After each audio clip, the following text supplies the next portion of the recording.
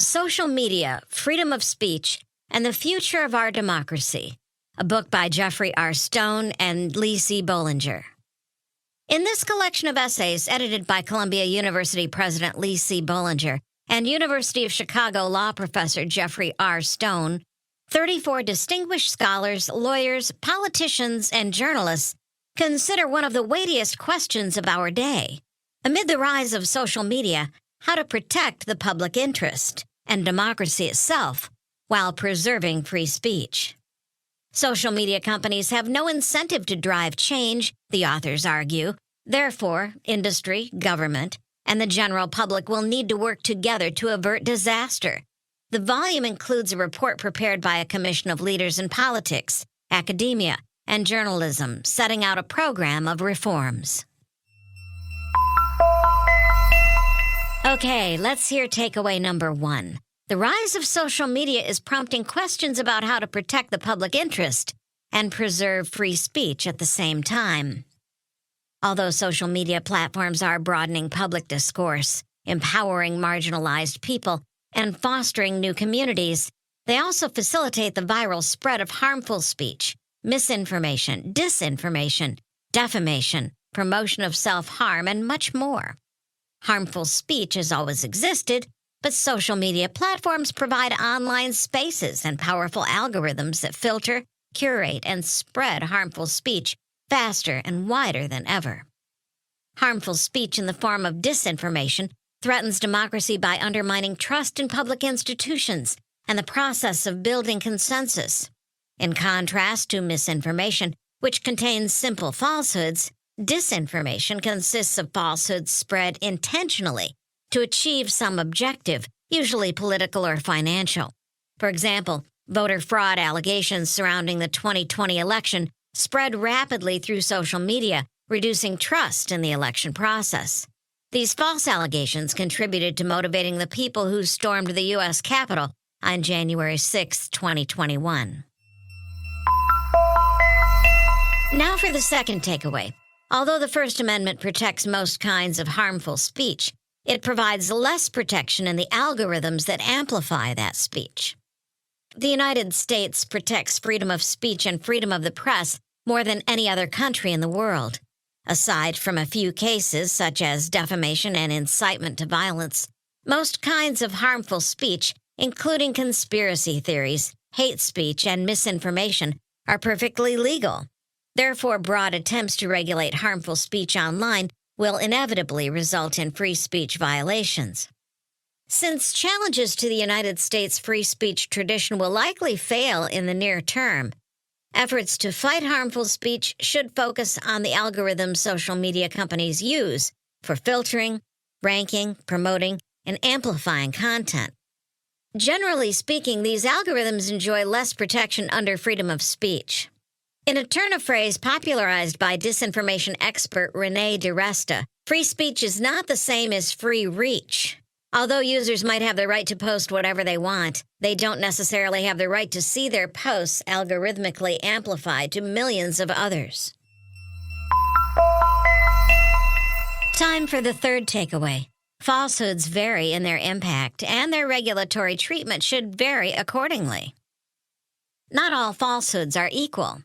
Some falsehoods, such as outdated statistics, create little harm and are easily contained.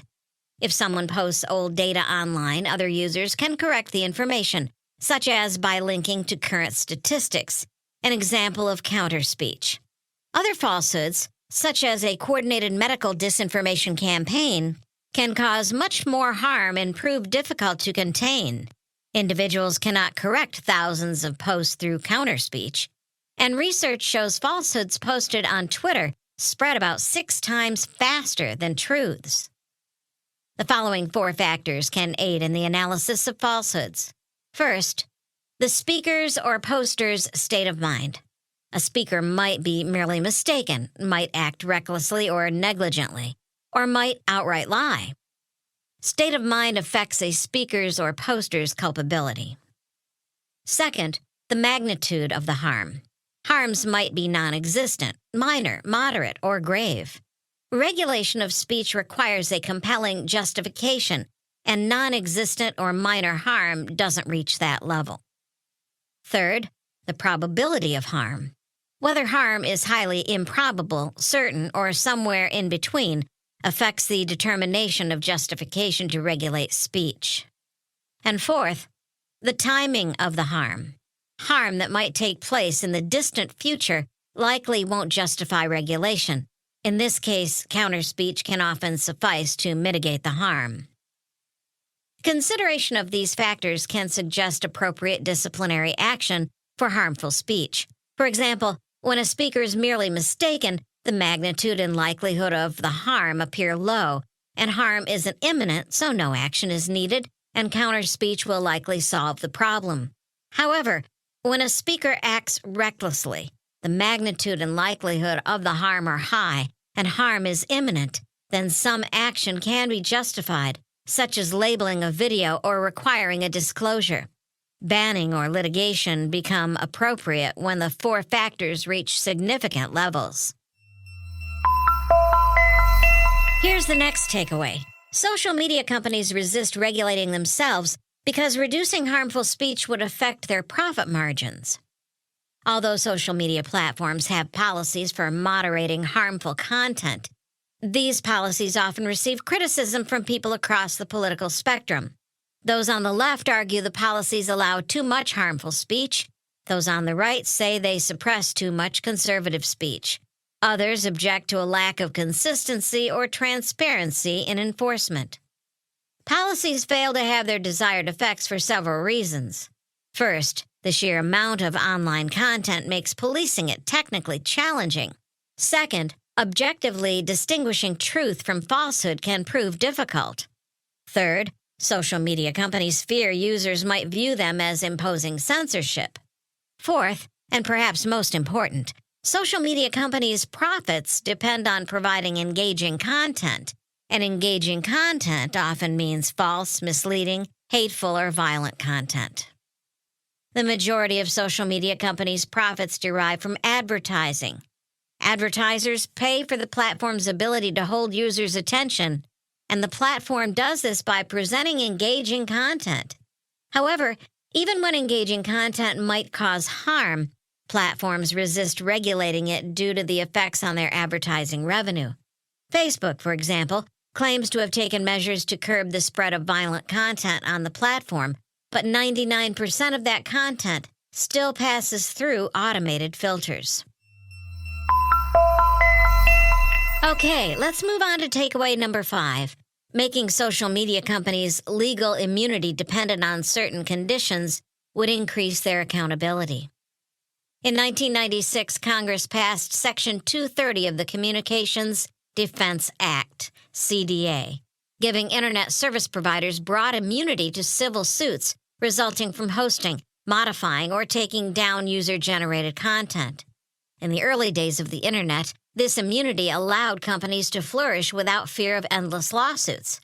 However, since the passage of the CDA, the Internet has grown from a rudimentary mode of communication with 40 million users to a highly influential and manipulatable information network with 4.7 billion users. The time has come for change. However, a complete repeal of Section 230 would do more harm than good. First, repealing Section 230 wouldn't significantly reduce the spread of harmful speech, because most of that speech would still be protected under the First Amendment. Second, social media companies might over-moderate to avoid potential lawsuits, upsetting the balance between free speech and harm reduction. Third, large companies that can afford to pay for compliance would benefit, and less well-resourced startups would suffer. Instead of completely repealing Section 230, policymakers should make social media companies' immunity dependent on following a notice and takedown system and joining a self-regulatory organization, SRO. A notice and takedown system gives social media platforms immunity from unlawful content suits if they take down content after receiving notification. Members participating in an SRO would assume certain obligations. For social media platforms, these should include an obligation to disclose certain information relating to algorithms and the use of user data. Platforms that refuse to establish a notice and takedown system or join an SRO should lose their Section 230 immunity. Loss of this immunity would significantly increase platforms' costs to mitigate the risk of lawsuits, giving them a strong motivation to comply. Okay, here's another takeaway. The country needs a governance structure overseen by a federal agency to enforce the regulation of social media. An industry-wide SRO, similar to the National Advertising Division of the Better Business Bureau, could facilitate the coordination necessary to make an impact on harmful speech. A team of industry experts, government officials, and academic researchers should manage the SRO. These managers should perform the following roles. First, defining terms of use. The SRO should set standards for how participating platforms moderate content, implement a notice and takedown system, collect user data, and approach anonymity. Content moderation should focus on preventing the spread of manipulative falsehoods. Participating members should cooperate with U.S. intelligence agencies to monitor foreign influence on U.S. politics. SRO managers should also develop standards for taking content down, determine norms regarding the collection and use of user data, and discuss questions regarding user anonymity. The second role is ensuring transparency. To allow users to make informed decisions, the SRO should require participating platforms to disclose the following information to users: the goals of the platform's algorithms, the identities of major advertisers, the methods of collecting and using user data, and ways users can control their data. Considering that 65% of Apple users opted for data protection when given the option, transparency measures such as these appear to have widespread public support. The third role is assessing risk. Annually, the SRO should require participating platforms to assess the risks of user-generated content, including hate speech, unlawful speech, and incitements to violence, as well as risks posed by their content moderation practices, such as amplifying hate speech and conspiracy theories. The platform should also identify ways to mitigate both risks. And the fourth role is enforcing standards.